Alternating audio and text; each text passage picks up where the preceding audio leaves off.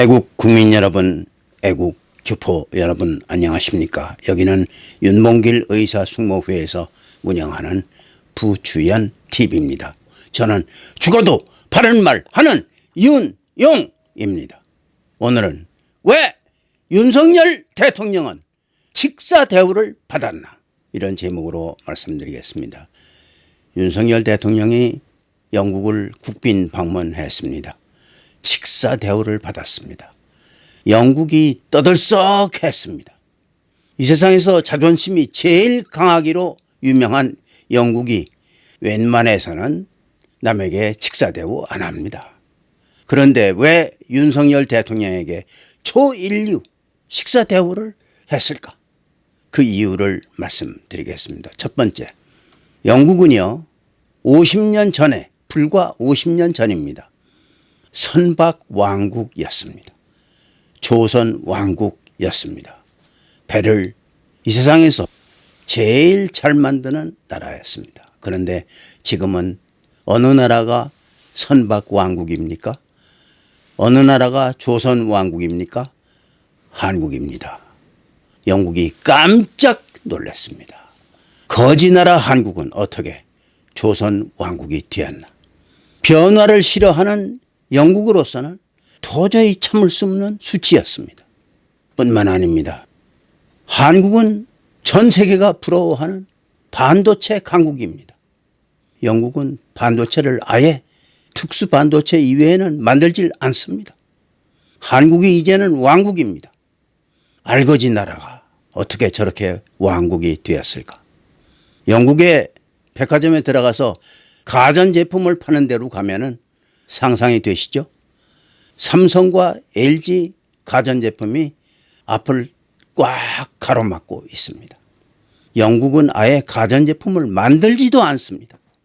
자동차를 보세요. 한국의 자동차 기술은 독일의 자동차 기술을 따라잡았습니다. 일본의 자동차 기술, 미국의 포드와 GM 자동차 기술 다 따라잡았습니다. 한국이 자동차 최강국, 자동차 기술 왕국입니다. 영국이 깜짝 놀랐습니다.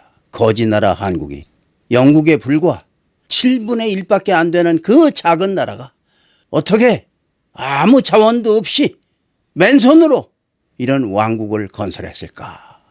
한국에서 대통령이 오셨군요. 우리 좀 가르쳐 주세요. 이런 뜻이 포함되어 있습니다. 얼마나 대단합니까? 아마 윤석열 대통령이 울음이 펑펑 날 정도로 감격하였을 겁니다. 박정희 대통령 없이는 이런 영광이 있을 수 있을까요? 대한민국의 끈질긴 노력, 피말리는 노력 없이는 이런 결과가 있을까요? 윤석열 대통령의 엄청난 노력 없이 이런 결과가 있을까요? 없습니다. 이제 시작에 불과합니다. 영국을 놀래주었습니다. 세계를 놀래고 있습니다. 여러분들, 한국의 자동차 배터리 얼마나 수출했는지 아십니까? 아직 납품이 채 되지도 않았어요. 1,000조 원을 납품해야 됩니다. 제 거짓말 아닙니다. 1,000조 원 수입 송장이 들어와 있습니다. 그거 납품해야 돼요. 대한민국 거지 나라가 이렇게 큰 겁니다. 깜짝 놀라게 큰 대한민국을 보고 영국이 놀랐습니다. 이런 발전된 나라 김정은이가 얼마나 먹기 좋아하겠습니까?